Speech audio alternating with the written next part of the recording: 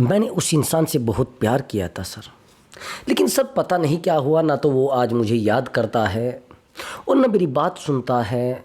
अब तो कंडीशन ये आ गई है कि उस इंसान ने मुझे ब्लॉक भी कर दिया है।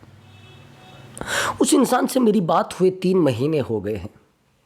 ये वही इंसान है सर जो मुझसे बिना बात किए रह ही नहीं पाता था, जो ये कहता था कि आप मेरी अर्धांगिनी हो, आप मेरी पत्नी हो, आपके बिना मेरी ज़िंदगी नहीं चलने वाली है। आज ये कहता है कि मैं आपसे इरिटेट हो जाता हूँ। आज ये कहता है कि यार मुझे आप अच्छे नहीं लगते हैं, मुझे आप में इंटरेस्ट नहीं है, आप जब मुझसे बात करते हो तो मैं इरिटेट हो जाता हूँ। आपकी ज़िंदगी में और मेरी ज़िंदगी में धरती आसमान का अंतर है। तो सर मैं क्या करूँ? क्या सर वो मुझसे दूर जाने के बाद मुझे याद करता होगा या नहीं करता होगा? सर मेरा आपसे यही क्वेश्चन है। प्लीज़ सर मुझे इस क्वेश्चन का आंसर दीजिए। क्या उस इंसान को मैं याद आती होंगी या नहीं? उस इंसान को महसूस होता होगा कि मेरी ज़रूरत उसको है या नहीं है? प्लीज़ सर मुझे बताइए। एक्चुअली दोस्तों, जब हमारी लाइफ में ऐसा होता है तो हम बड़े हर्ट हो जाते हैं। जब वही इंसान ऐसा कर जाए जिस इंसान पर हम सबसे ज़्यादा भरोसा करते हैं तो हम अंदर ही अंदर टूटने लगते हैं। और ये सबसे ज़्यादा सिचुएशन आती है एक्स्ट्रा मैरिटल अफेयर में। सबसे ज़्यादा दिक्कत आती है इसमें। जब एक्स्ट्रा मैरिटल अफेयर में ये दिक्कत आती है तो सामने वाला इंसान इतना स्ट्रोंग हो जाता है, इतना स्ट्रोंग हो जाता है कि उसको पता रहता है ना तो ये किसी को बता पाएगा और ना ये मुझे समझा पाएगा और ना ये जिंदा रह पाएगा। यानी घुटन भरी जिंदगी हमारे साथ हो जाती है। लेकिन एक्स्ट्रा मैरिटल अफेयर वो भी तो एक इमोशनल अटैचमेंट है ना। अब बन गया है तो क्या करोगे? चलो मानते हैं कि एक्स्ट्रा मैरिटल अफेयर को सामाजिक मान्यता नहीं है, लेकिन मैं ये कहना चाहता हूं प्यार को कहां सामाजिक मान्यता है? प्यार को भी सामाजिक मान्यता नहीं है। यहां पर मान्यता है व्यवस्था को। जो व्यवस्था समाज के द्वारा तय की गई है, तैयार की गई है, यानी मैरिज यानी शादी। और जब शादी जबरदस्ती हो जाए फिर क्या करोगे? आपकी कम एज में शादी हो गई, सामने वाले की एज 35 है या 45 है, फिर क्या करोगे? आपकी एज ज़्यादा है, सामने वाले की कम है, फिर क्या करोगे? तो दोस्तों आज मैं इस वीडियो में बताऊंगा आपको कि सामने वाले इंसान को जब हमारी याद आती है या हमसे बात करना बंद कर देता है, क्या फ़र्क उसको पड़ता है, क्या उसको महसूस होता है। हमारे चुप हो जाने के बाद, हमारे शांत हो जाने के बाद उस इंसान के जीवन पर क्या फ़र्क पड़ता है, उसको हमारी याद आती है नहीं आती है, क्या ऐसे संकेत होते हैं, कौन सी 9 चीज़ें वो हैं जिनसे हमारे पार्टनर को हमारी याद आती है, वो संकेत एक बार बताएं। अभी ध्यान से सुनना है और एक एक बात को ध्यान से सुनना है। मेरी आपसे रिक्वेस्ट है कि आप वीडियो को पूरा देखें। जब तक आप वीडियो को पूरा नहीं देखेंगे तो आपकी समझ में कुछ नहीं आने वाला। ये मेरी पर्सनली रिक्वेस्ट है आपसे। जो लोग भी नए चैनल पर आए हैं वो चैनल को जरूर सब्सक्राइब कर लें और वीडियो को लाइक कर दें। ये वीडियो आपको पूरा देखना है, रिक्वेस्ट है। एक एक चीज को मैं डीपली आपको बताऊंगा, कहां से क्या होता है, कब क्या हुआ है, वो सब चीजें शेयर की जाएंगी आपसे। तो चलिए दोस्तों वीडियो को शुरू करते हैं। उससे पहले दोस्तों, अगर आप मुझसे बात करना चाहते हैं तो व्हाट्सएप नंबर दिया हुआ है, उस व्हाट्सएप नंबर पर आप अपनी कॉल बुक करा सकते हैं और आप मुझसे बात कर सकते हैं। बट दोस्तों वो पेड कॉल है, उस पर पहले आप पेमेंट करेंगे तब जाकर आपकी बात हो पाएगी। दोस्तों आपका कोई भी इशू हो सकता है, रिलेशनशिप से रिलेटेड हो सकता है, मैरिज लाइफ से रिलेटेड हो सकता है। कई बार मैरिज लाइफ में बड़े इशू आ जाते हैं। हमारे हस्बैंड हमसे सही से बात नहीं करते हैं, हमारे हस्बैंड हमसे हमें बार बार इग्नोर करते रहते, इंटरेस्ट ख़त्म हो जाता है। वो चीज़ें आपको बताई जाएंगी और साइकोलॉजिकल बताए जाएंगे। कोई जादू टोना नहीं दिया जाएगा आपको कि मैं कोई ज्योतिषी विद्या आपको दूंगा और सही हो जाएगा। नहीं ब्रदर, साइकोलॉजिकल चीज़ें ही आपसे कराई जाएंगी, फालतू ड्रामे नहीं किए जाएंगे। अब दूसरी बात सुन लीजिए। कई बार मैंने आपको बताया है कि कुछ ऐसे संबंधों में जाने अनजाने में हम आ जाते हैं, ना तो हम शेयर कर पाते हैं, ना उनको संभाल पाते हैं और ना हम उनको झेल पाते हैं, जैसे एक्स्ट्रा मैरिटल अफेयर। उस कंडीशन में हम सोचते हैं कि हम सुसाइड कर ले, हम अपने आप को ख़त्म कर ले। लेकिन कई बार ऐसा भी होता है कि हम एडवाइस भी ले सकते हैं, हम किस दिशा में जाएं, अपने जीवन को सुरक्षित रखें या क्या रखें। तो आप कॉल बुक कराइए और एडवाइस लीजिए और अपने जीवन को बेहतर बनाने की कोशिश करिए। तो चलिए दोस्तों शुरू करते हैं। दोस्तों, मैंने बताया है कि उस इंसान पर कोई फर्क पड़ेगा या नहीं पड़ेगा, ये चीज़ें सुनिए। सबसे पहला पॉइंट तो ये है कि वो रोबोट नहीं है, वो इंसान रोबोट नहीं है। अगर 90% यानी 99% आपके अंदर फीलिंग है तो भैया 70% तो उसके अंदर भी होगी। अगर 100% आपका अटैचमेंट रहा है तो चलो मान लेते कम कम कम कम करके 60% तो उसका भी बचा होगा। लेकिन आप कहेंगे सर वो तो 3rd पर्सन के साथ चला गया है, वो भी मैं आपको बताऊंगा उसका भी जवाब। जब आप जानते हैं कि वो रोबोट नहीं है, और रोबोट और इंसान में अंतर क्या होता है, अंतर ये होता है कि उसके अंदर फीलिंग नहीं होती है, हमारे अंदर फीलिंग होती है। उसके अंदर हृदय नहीं होता है, हमारे अंदर हृदय होता है। उसके अंदर सोचने समझने की अक्षमता होती है, हमारे अंदर भी होती है। आया समझ में? लेकिन सही गलत सोचने की अक्षमता हमारे अंदर ज़्यादा होती है, उसके अंदर कम होती है कि ये सही है या गलत है। वो तो किसारा मात्र है, ये अंतर होता है। और भैया सामने वाला रोबोट नहीं है, उसके अंदर भी फीलिंग है, ज़्यादा नहीं तो कम है। इसलिए आप ये सोच सोच कर परेशान मत हुआ करो कि यार पता नहीं उसको मेरी याद आ रही होगी नहीं आ रही होगी, पता नहीं वो जिंदा है नहीं है, पता नहीं यार वो मेरे बारे में सोचता होगा नहीं सोचता होगा। देखो कुछ इशारे होते हैं कि वो इंसान हमें याद कर रहा है नहीं कर रहा है। इशारा सबसे पहला ये कि जैसे आप सुबह उठेंगे, जैसे ही सुबह उठेंगे, पहले एक धारणा थी कि अगर आपको हिचकी आ जाती है तो आपको लगता है कि शायद वो सामने वाला इंसान मुझे याद कर रहा है। धारणाएं तो अभी भी यही है, धारणाएं तो अभी भी यही है, और ये धारणाएं ख़त्म नहीं हुई हैं। ये परंपराएं जो बोलते हैं ना लोग कि ये लोगों ने एक धारणाएं बना रखी हैं कि अगर छींक आएगी तो अशुभ है और हिचकी आएगी तो सामने वाला याद कर रहा है। 100% है ब्रदर। पहले मोबाइल नहीं थे, ना कोई संपर्क सूत्र थे, समझ रहे? अभी प्रेजेंट में अगर आपको हिचकी आ रही है तो 60% तो ये है कि जिससे आपका इमोशनल अटैचमेंट रहा है, कहीं ना कहीं उसने आपको किसी ना किसी समय याद किया है। और कुछ ऑटोमेटिक आपके मन में कुछ ऐसी क्रियाएं होना शुरू हो जाएंगी कि आप रुक नहीं पाएंगे, आपके अंदर बेचैनी पैदा हो जाएगी, हमारी बॉडी वाइब्रेट करने लगती है, हमारी एक बेचैनी होने लगती है। मैं सच बता रहा हूं आपको, ये चीज़ मैं ऐसे नहीं बता रहा हूं, कोई मैं जादू टोने से बता रहा हूं भैया। इन चीज़ों के ऊपर मैंने रिसर्च किया है। मैंने एक बंदे के ऊपर नहीं, कम से भी कम 500 लोगों के ऊपर रिसर्च किया है कि जो इमोशनल अटैचमेंट में लोग होते हैं उनकी बहुत सारी चीज़ें मैच खाने लगती हैं। अभी एग्जाम्पल के लिए समझना, भैया आप सुबह उठे, आपने किसी इंसान को कॉल किया, मैं नहीं मानता पार्टनर है या सार्टनर कोई भी है आपका, मान लिया जाए पार्टनर ही है, आप उसे अपनी पूरी दिनचर्या बता रहे हैं, सुबह कितने बजे उठे, यहां तक कि अगर वॉशरूम आप जा रहे हैं तो भी आप उसको बता रहे हैं। समझ रहे हैं ना? अगर आप खाना खा रहे हैं और क्या खा रहे हैं, किस दिन खा रहे हैं, वो भी आप उसे बता रहे हैं।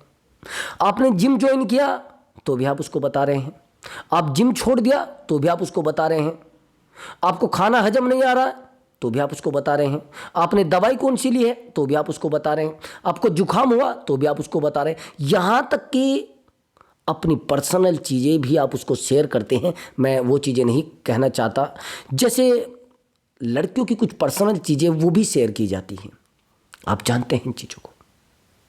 और जब एक इंसान को हम ये सब चीज़ें बता देते हैं तो क्या वो हमारी पर्सनल चीज़ों से वाकिफ नहीं होगा? क्या हमें उसकी दिनचर्या नहीं पता होगी? क्या उसको हमारी दिनचर्या नहीं पता होगी? क्या हमें वो उस टाइम पे याद नहीं करता होगा कोई काम हम करते हैं? अभी समझना, उस इंसान को यहाँ तक पता लग जाता है कि हम वॉशरूम कब जाते हैं, हम नहाने कब जाते हैं, मैं सच बता रहा हूँ। एक रिलेशनशिप की मैं काउंसलिंग कर रहा था, लगभग 5 महीने कंटिन्यू मैंने काउंसलिंग की है। इस बंदे की जो ट्रैकिंग पावर थी, ट्रैक करने की पावर थी, उस इंसान को समझने की पावर थी, भैया कोई मुकाबला नहीं है। और कोई ट्रैकर इतना सटीक विश्लेषण नहीं दे सकता जितना सटीक विश्लेषण ये आदमी देता था। इसकी 4 महीने से उससे बात नहीं हुई थी लड़की से, और ये इतना बता सकता था कि सर वो अभी गाड़ी में बैठी होगी, अभी बैठी है सर, जस्ट 5 मिनट पहले। मैंने कहा ऐसे कैसे? कि सर मुझे पता है उसके रूटीन के बारे में, मैं 5 साल रिलेशनशिप में उसके साथ रहा हूँ, यही तो चीज़ मैंने देखी है, यही तो चीज़ें मैंने जज की है। वो मुझसे दूर चली गई है लेकिन उसकी वाइब्रेशन आज भी मुझे आती है। मैंने कहा अरे ऐसा नहीं होगा। तो मैंने कहा कि यार एक काम आप करिए, जैसे आप बता रहे हैं कि ये सटीक है बातें, आप वहाँ पर जाइए, बस स्टैंड पर खड़े हो जाइए और आपको मुझे 9:30 बजे या 9:15 बजे, आप बता रहे हैं कि वो 9:15 बजे वहाँ खड़ी मिलेगी, तो आपको मुझे फ़ोटो खींच के भेजना है।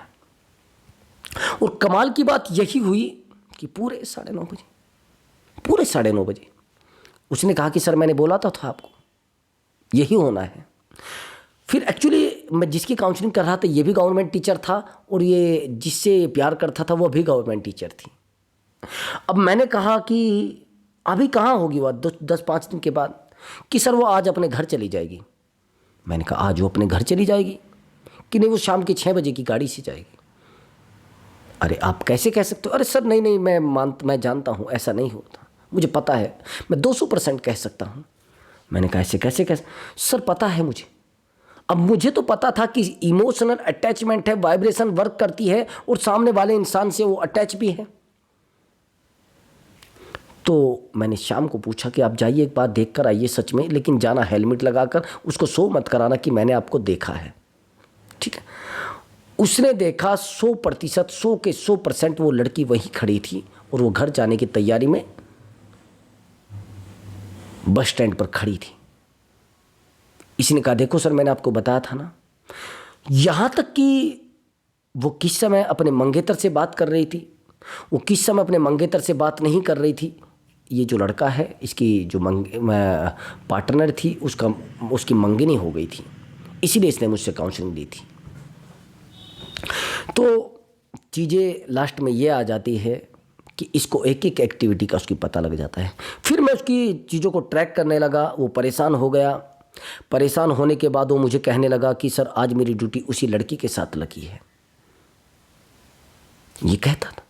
तो मैंने कहा कि अभी वो आपके लिए परेशान हो रही है और आपके लिए बेचैन हो रही है। जिस दिन वो लड़की इसको मिली तो इसने एक एक बात को उससे शेयर किया, उसने इससे शेयर किया। इसने पूछा कि जिस समय आप वहाँ पर ड्यूटी पर थे क्या आप मुझे परेशान दिख रहे थे?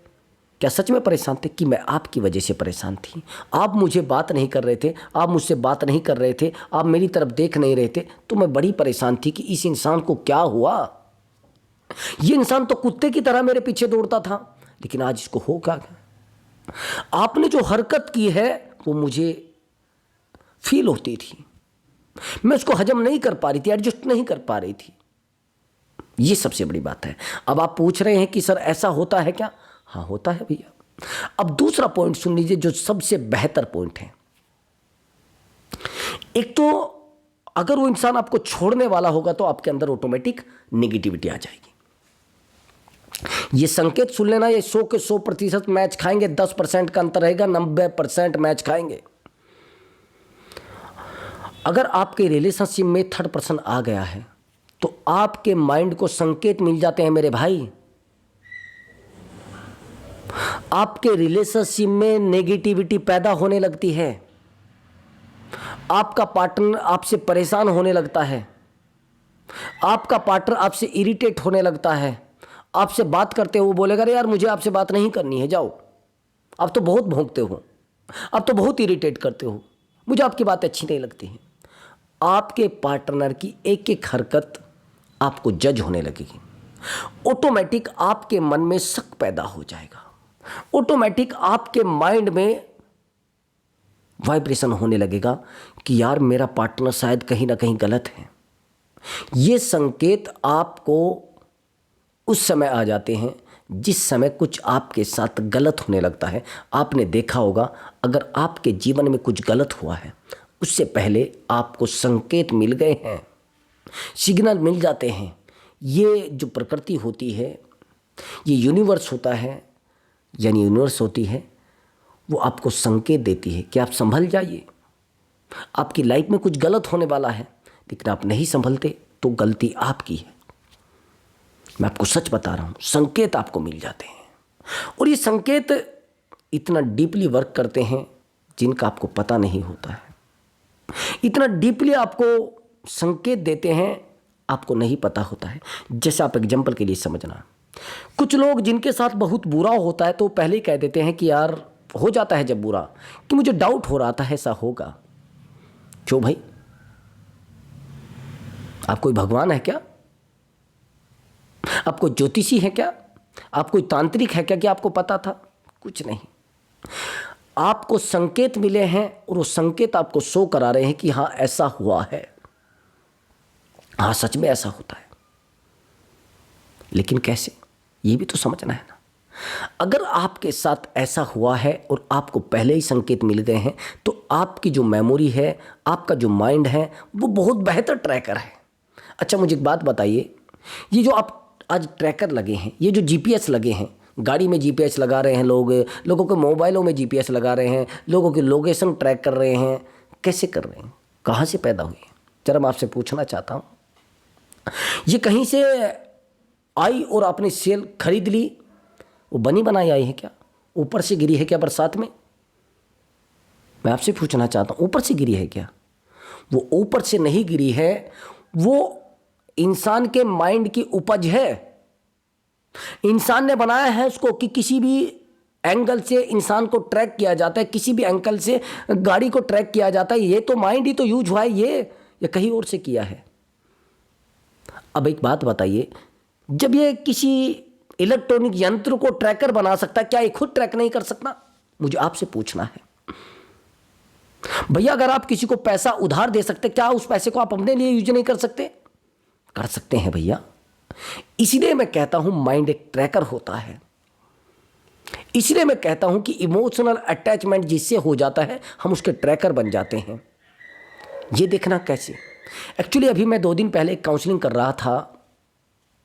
ये लड़का कहता है कि सर मैंने एक लड़की से अपने पार्टनर के बारे में पूछा कि यार तू क्या कर रही है, और उससे ज़रा पूछ कि वो क्या कर रही है।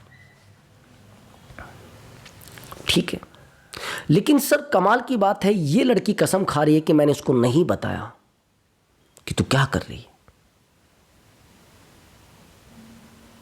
मैंने नहीं बताया कि आपने पूछा है।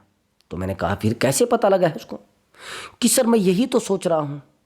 अरे भैया, जिस इंसान का आपसे 5 साल इमोशनल अटैचमेंट रहा है, जिस इंसान का आपसे 10 साल इमोशनल अटैचमेंट रहा है, जिस इंसान का आपसे 7 ईयर्स अटैचमेंट रहा है, जिस इंसान का आपसे 15 ईयर अटैचमेंट रहा है, मैंने बताया है कि उसको आपकी एक एक एक्टिविटी पता होती है। आप किस समय क्या हरकत कर सकते हैं, आप किस समय किसी इंसान के पास रहकर उसको उल्लू बना सकते हैं, आप कितना किसी को उल्लू बना सकते हैं, कितना आप किसी के पास टिक सकते हैं, कितना आप किसी को परेशान कर सकते हैं। नहीं कर सकते, नहीं कर सकते मेरे भाई, नहीं दुखी कर सकते आप किसी को। एक एक हरकत का आपकी पता रहता है, एक एक प्रेम कथा का आपकी पता रहता है, एक एक दर्द का आपके पता रहता है।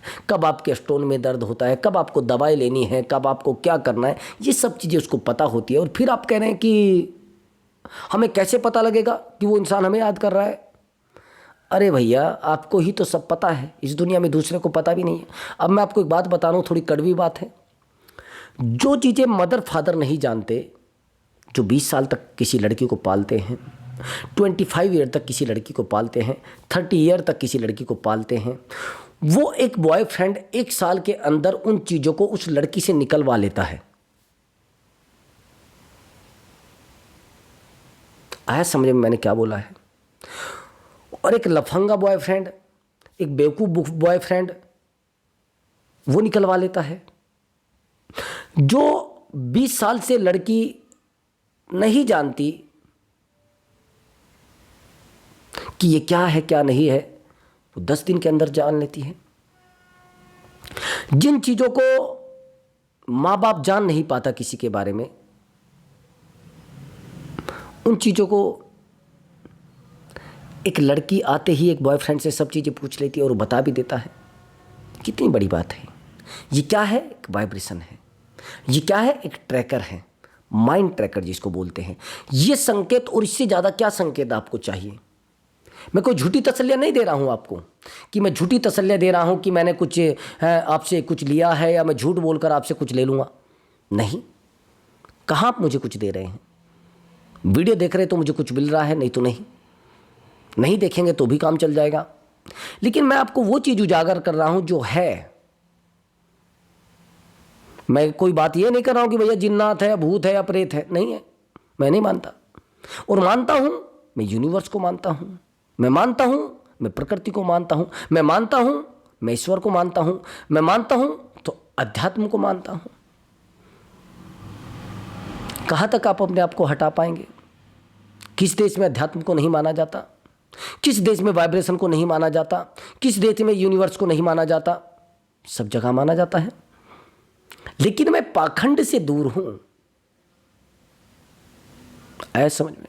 अब इसलिए मैं आपको कह रहा हूं कि सामने वाले इंसान से आपको जुड़कर एक एक चीज का अंदाजा लग जाता है, और फिर आप ये कह रहे हैं कि सर ट्रैक नहीं हो पा रहे, सर हम उसको ट्रैक नहीं कर पाते हैं। अरे भैया, ऐसा नहीं है। आप उसको ट्रैक भी कर पा रहे हैं, आपका माइंड भी उसको ट्रैक कर पा रहा है। बस दिक्कत ये है कि आप अपने आप को नहीं संभाल पा रहे हैं। बस दिक्कत यही है। इसलिए थोड़ा संभालिए और थोड़ा चलिए, थोड़ा आगे गति कीजिए तो चीज़ें बढ़ेंगी, और थोड़ा शांत रहेंगे तो चीज़ें बनेंगी।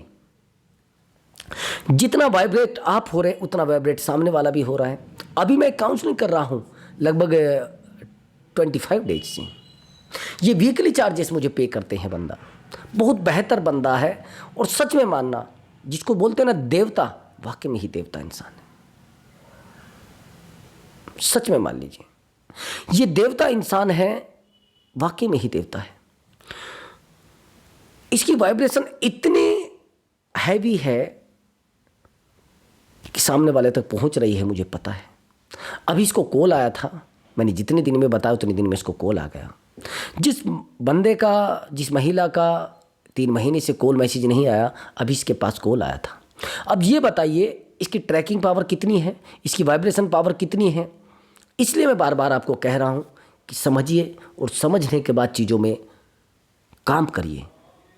और सामने वाले की एक्टिविटी को जानना है तो उसके शब्दों से आप जान जाएंगे, उसकी एक्टिविटी से जान जाएंगे, उसके काम करने के तरीके से जान जाएंगे, लेकिन आसानी से जान जाएंगे। बस थोड़ा साइलेंट रहिए, और साइलेंट रहने के बाद आपको उसकी भावनाओं का पता लगेगा, उसके गुस्से का पता लगेगा, उसके प्रेम का पता लगेगा। देखो, साइलेंट रहने से बेनिफिट आपको कितने होते हैं वो गिन लेना पहले। सबसे पहले तो सामने वाला इंसान आपको वो भावनाएं व्यक्त करता है जो उसके अंदर आपके प्रति प्रेम होता है, नहीं होता है, भावनाएं समझ लेना। वो आपसे कितना जुड़कर रहना चाहता है, ये भावनाएं आपको बता देता है। वो आपके पास कितना रहना चाहता है, वो आपको बता देता है। उसका कितना आपके बिना मन नहीं लगता है, वो बता देता है। वो आपसे फाइट क्यों करता है, वो बता देता है। वो आपके साथ क्यों रहना चाहता है, वो बता देता है। लेकिन कैसे? चुप रहने से। अब आप कहेंगे सर दूसरी चीजें हमें क्या पता लगती है? आपको अपने प्रेम के बारे में नहीं पूछना पड़ेगा, अपने लव के बारे में नहीं पूछना पड़ेगा कि ये कितना प्यार मुझे करता है। नहीं बताते लड़के, नहीं बताती लड़कियां। लेकिन अगर आप साइलेंट हो गए, वो मैरिज लाइफ भी हो सकती है। अगर आप मैरिज लाइफ में साइलेंट होते हैं तो आपको कुछ भी पूछना नहीं पड़ेगा, ऑटोमेटिक बता देगा। देखो ब्रदर, हम एक सबसे बड़ी गलती करते हैं। जैसे ही फाइट होती है, और फाइट होने के बाद हम उससे साइलेंट हो जाते हैं कुछ टाइम के लिए, और जैसे ही साइलेंट हो जाते हैं अलग अलग हो जाते हैं। लेकिन जैसे ही सामने वाला कॉल करता है तो हम पहले ही लिख कर रखते हैं, इतनी गालियाँ इसको देनी है, इतनी बहस इससे करनी है, इतना गुस्सा इसके ऊपर दिखाना है। और जितना आप गुस्सा दिखाते हैं उतनी ही चीज़ें आपसे दूर होना शुरू हो जाती है। तो इस सिचुएशन में आपको गुस्सा नहीं दिखाना है, देखो, अगर सामने वाले इंसान के बारे में जानना है तो आपको सुनना पड़ेगा, फिर ये वकालत बंद कर दो। समझ गए? फिर ये वकालत बंद कर दो भैया। सुनने की कोशिश करो, समझने की कोशिश करो, उसकी पीड़ा को समझने की कोशिश करो। जब तक आप उस इंसान के दर्द को, उस इंसान की चिंता को नहीं सुनेंगे, तब तक आप उसके बारे में क्या जान लेंगे? जब चुप रहेंगे तभी तो जानेंगे ना। चुप आप रहना नहीं चाहते हैं, चुप तो रहना ही नहीं चाहते आप मेरे दोस्त। आप तो बस सुनाए जा रहे हैं, सुनाए जा रहे हैं, सुनाए। फिर कुछ टाइम के बाद वो आपको कहेगा, अरे तो भौंकता है, ये कुत्ता है, ये भौंकने की आदत है इसको, मुझे पता है भौंकेगा, थोड़ी देर के बाद चुप हो जाएगा, इसको टुकड़ा में डाल दूंगा, बस मैं टुकड़ा इसको डाल दूंगी। फिजिकल टुकड़ा होता है आपके लिए। जैसे वो फिजिकल होगी आप समझ लेंगे ये तो मेरी ही है, ये किसी और की नहीं हो सकती, ये मेरा ही प्यार है, ये फिजिकल तो हुई है। अरे भैया, फिजिकल होना और आपसे प्रेम करना धरती आसमान का अंतर होता है। कुछ महिला अपने घर चलाने के लिए फिजिकल हो रही है लोगों से, तो वो प्रेम कर रही है क्या? सारी दुनिया से प्रेम करेंगे क्या? नहीं ब्रदर, प्रेम प्रेम होता है, उसकी तुलना फिजिकल से नहीं की जाती। तो दोस्तों, अगर आपको हमारा वीडियो अच्छा लगा है तो वीडियो को लाइक कर दें। और अब की बार मैं बड़ी ज़बरदस्त वीडियो लेकर आने वाला हूं, एक बेहतर ट्रिक के साथ। नमस्कार दोस्तों।